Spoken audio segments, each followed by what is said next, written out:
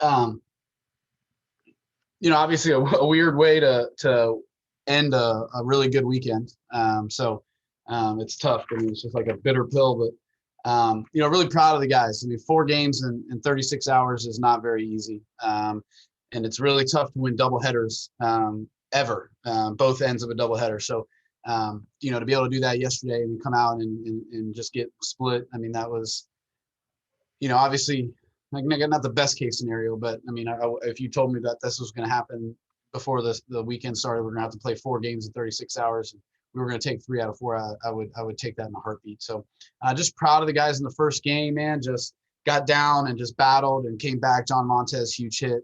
Ben Vespi was just amazing out of the bullpen. Just really kind of settled us down and gave us a chance. And I mean, three huge innings, and then David Litchfield, just an unbelievable job there in the 10th inning, just to get those 2 outs. It was awesome, and we played really, really well. Great defense again, and just did a lot of great things. And then obviously we didn't do anything right in the second game. So like I said, it's a weird way to end. You have such a great weekend, and you feel just weird coming out of that game. But just proud of the kids again. It's really, really tough. And again, we've been 1 game on, 1 game off, 1 game on, 1 game off, and we put together 3 wins, which we haven't done. So we made progress, and we just got to get back to work and continue to work on the things that we've been doing all week, and try to string together some more wins like that again. Yeah, obviously, like you said, it was, kind of a tough pill to swallow to end it the way you did. But like you said, you got to be really proud of the guys. What was your message to them? Because, obviously you guys won 3 out of 4, played well with the walk-off win in the first game, but to lose that one, what was kind of your message so they don't feel down about themselves, because this was a really good weekend? Yeah, I mean, the same thing that I just said before. I mean, just, hey guys, like that was ugly, and but at the end of the day, like we've made progress. Like, we're better than we were last week. We've strung together to playing games, stringing together good, well played games. We just, we didn't do that today. So, but that's better than what we've done, where we've pretty much gone on and off every other game. So we had a great week of practice. Just told them, like, that's got to do the same thing. We obviously got a huge week coming up with ECU, and but we gotta make sure that the practice this week has the same kind of intensity that it did last week. We gotta make more growth, and understand that part of the reason why we did so well this week was because of the way we went at and been going about our business. But again, we like I said last night, like we continue to show up. Every single person in this building has continued to show up and try to find ways to get better. And that's got to be the same mentality again.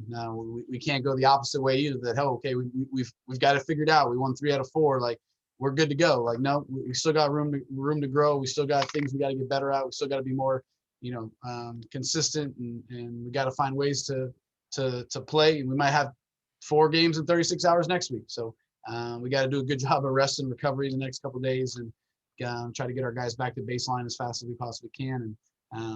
But I told the guys, like, it sucks the way it ended, but that's a great weekend. And I'm, again, proud of them, especially that first game. We grinded, and huge, last 5 innings was tremendous. And obviously the last inning, Crouch, huge hit. But, we just got to take this and keep moving forward and keep stringing together good games. Yeah, your bullpen, at least in the first 3 games, pitched very well. I don't have the stat in front of me, but I think they only allowed 1 earned run in 12 or 13 innings, something like that. Yeah, I mean, they've been great. Those guys have done a great job. They picked each other up. When guys have, left some guys on, and guys have had to come in with runners on, they've made huge pitches and been able to execute and give us a chance. I mean, again, Ben Vespi was huge.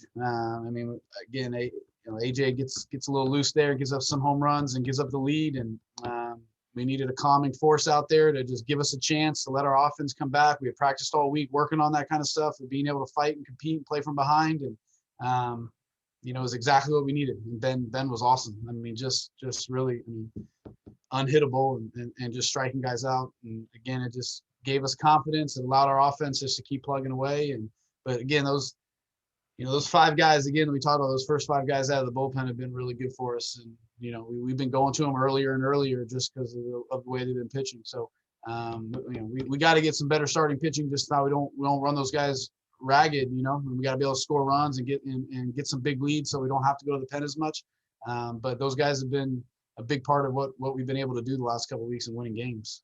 Obviously, college baseball's gone to the MLB rule and extra innings of putting the runner on second. Obviously, we got to see kind of in action how tense it can be when that happens. Like, what's your take on that? Do you like that rule? It's obviously a really big change to baseball in general. Yeah, it was really weird. I mean, I didn't forget about it, but in the ninth inning, all of a sudden I get out to third base and I'm like, hey Nick, like next thing they're starting with the runner at second base, don't forget, but it was interesting. I thought it was kind of cool. Like it just, I don't want to be out there for 20 innings. So let's force some action. Let's see who can play under pressure. And when, runner at second base and no outs, I mean, that really tests your will and the guys that can be able to execute pitches and play defense and do those kind of things. So it was definitely interesting. I mean, it's a little too early to tell like how much I like it, but I definitely didn't hate it. Like I thought it was awesome. And obviously playing a doubleheader today, I didn't really want to be out there for 20 innings either. So let's get this over with and who's gonna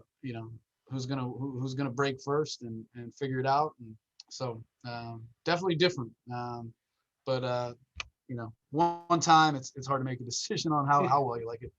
Last thing, you got a huge test next weekend in East Carolina. They didn't play, COVID issues with Houston. So what's your expectation when you go up to play a really good Pirate team in Greenville? Yeah, I mean, obviously, they've been a really good team for a long time. I mean, other than my first year here where they came in last, like they've won the league and been a top 5, top 10 team and chance to go to Omaha and obviously having a really great year. They play really, really well, especially late in the game. And you look at them, they have a ton of walk-off wins, a ton of one-run wins. Like they play really good baseball, especially late in the game. And so obviously super talented and well coached. So I mean, they got some Gavin Williams is going to be really, really tough on the mound. He's got the lowest ERA in the country. And then obviously the Whitehurst guy has been a great freshman for them, and Cooch Mammer, who we've seen for several years. And so, I mean, they're going to have great starting pitching. They do a great job managing their bullpen. They're going to have 5, 6 guys out of the bullpen that they're going to mix and match and not leave in there too long. And then they're going, obviously, Connor Norby, who's, one of the top 5 hitters in the country. So, and up and down, they're going to have power. It's a tough place to play. Ball flies out of the park. Crowd's usually pretty rowdy. So, but again, nothing we haven't seen before, nothing unlike Auburn or Ole Miss or whatever the case is. So we just got to go in there and be ready for the challenge, go out there, try to execute pitches on both sides of the ball and, give us a chance to try to win the games. And so it's a good challenge. And, if we schedule the way we do in terms of playing in tough places.